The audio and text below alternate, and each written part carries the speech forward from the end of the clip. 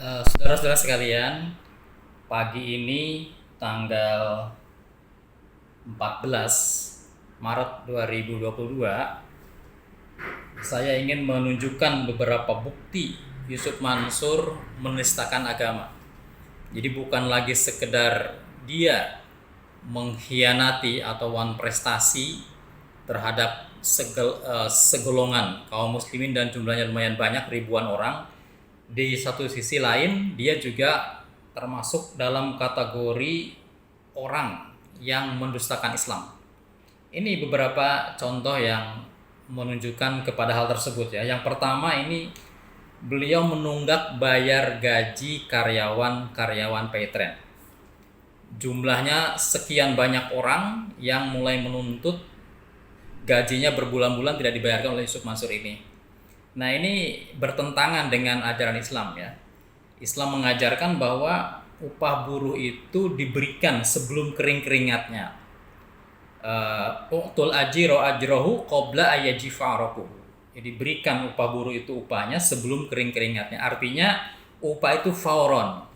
Begitu sudah jatuh tempo pembayaran untuk gaji, misalnya mingguan, 2 mingguan atau bulanan sesuai kesepakatan, maka gaji karyawan itu harus diberikan. Karena itu dapur mereka, itu energi mereka.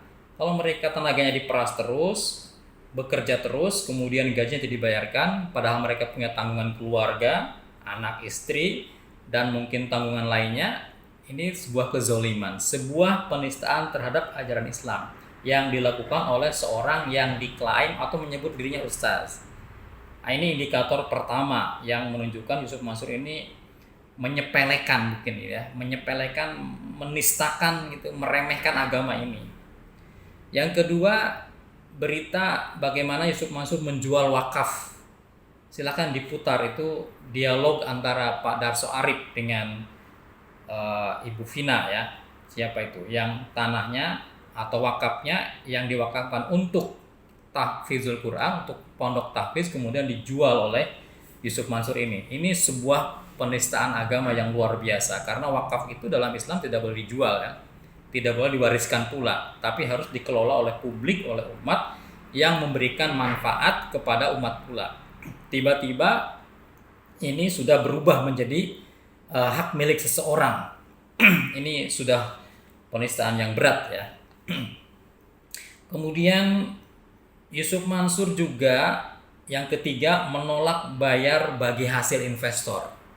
Ini yang ketiga, menolak bayar bagi hasil investor. Orang berinvestasi itu ingin berlaba. Tapi yang ketiga ini bagi hasilnya tidak pernah diberikan. Diberitahukan saja tidak. Bahkan yang keempat, jangankan menolak bayar bagi hasilnya ya. Beliau bahkan menolak mengembalikan dana investasi. Jadi bagi hasil itu 0 rupiah, bahkan dana pokoknya pun hilang atau tidak jelas di mana adanya. Nah, ini indikator beliau begitu menyepelekan ajaran Islam ini ya, menyepelekan, menistakan Islam ini begitu. Yang kelima, dia ya, Yusuf Mansur itu merusak makna sedekah dari makna yang bersifat transendental, ukhrawi, kemudian ditarik menjadi urusan duniawi belaka dengan iming-iming pahala berlipat, berwujud materi dalam hitungan waktu yang dia tentukan, hitungan hari. Ini juga sudah merusak ajaran Islam ya, menistakan, meremehkan syariat Islam tentang ajaran sedekah ini. Dan itu juga dilanjutkan dengan menilep uang sedekah. Jadi orang-orang yang bersedekah lewat dia, kemudian uangnya juga digunakan untuk urusan pribadi. Bahkan diakui ya, cenderung diklaim itu menjadi hak milik pribadi. Padahal kita tahu sedekah itu adalah hak atau harta umat. Sehingga tidak boleh seorang pun menggunakan harta sedekah untuk kepentingan-kepentingan di luar umat, kecuali dalam batas-batas tertentu yang wajar. Nah, ini yang terjadi dengan Yusuf Mansur itu, uang sedekah sedemikian banyak, miliaran, kemudian entah digunakan untuk apa ya, dengan menggunakan branding daku ya, Darul Quran.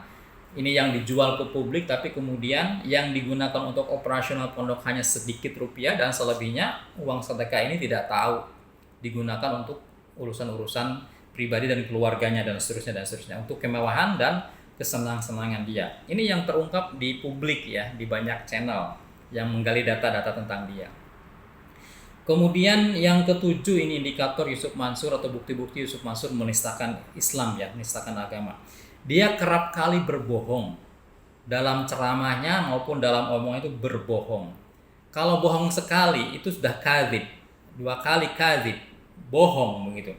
Tapi kemudian ia yataharrol kadzib, kalau dia sudah memilih bohong sebagai jalan hidupnya, setiap kali bicara atau sering kali bicara membual, maka dia sudah ditulis dalam tinta emas, dalam agama disebut kadzab, hatta yuktaba indallahi kadzaba. Dia sudah ditulis sebagai kadzab, pembohong besar, pembual.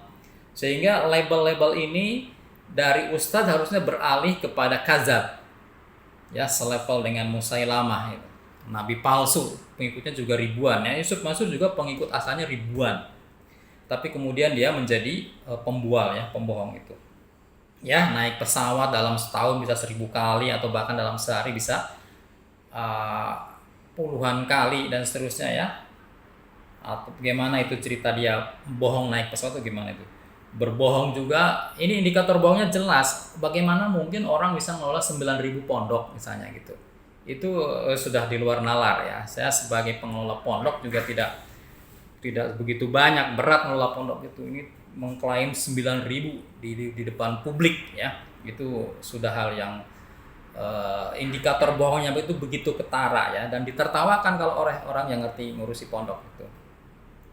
Kemudian dia membohongi para jemaah, sudah sangat banyak yang dibohongi para jemaah ini ya, dengan iming-iming balasan terutamanya. Nah ini beliau bohongnya itu bukan hanya kepada 1-2 orang ya dalam obrolan-obrolan kecil, tapi di sekian kelompok komunitas ya, bahkan juga di media publik ya, di media mainstream itu dia juga berbohong begitu ya.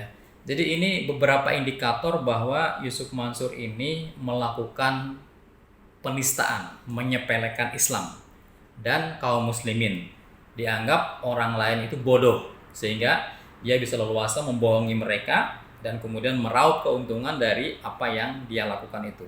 Ini mudah-mudahan waspada untuk kedepannya kaum muslimin dimanapun berada. Tolong sebaiknya Yusuf Mansur ini sebagai ustadz di stop saja naik panggungnya, di mana-mana di stop. Ini dia mulai berkeliling lagi kemana, keluar Jawa atau kemana mungkin untuk mencari mangsa. Ini tolong supaya kaum muslimin diberi perhatian, kita waspada dan bersama-sama mencegah kemungkaran yang dilakukan oleh Yusuf Mansur ini. Terima kasih.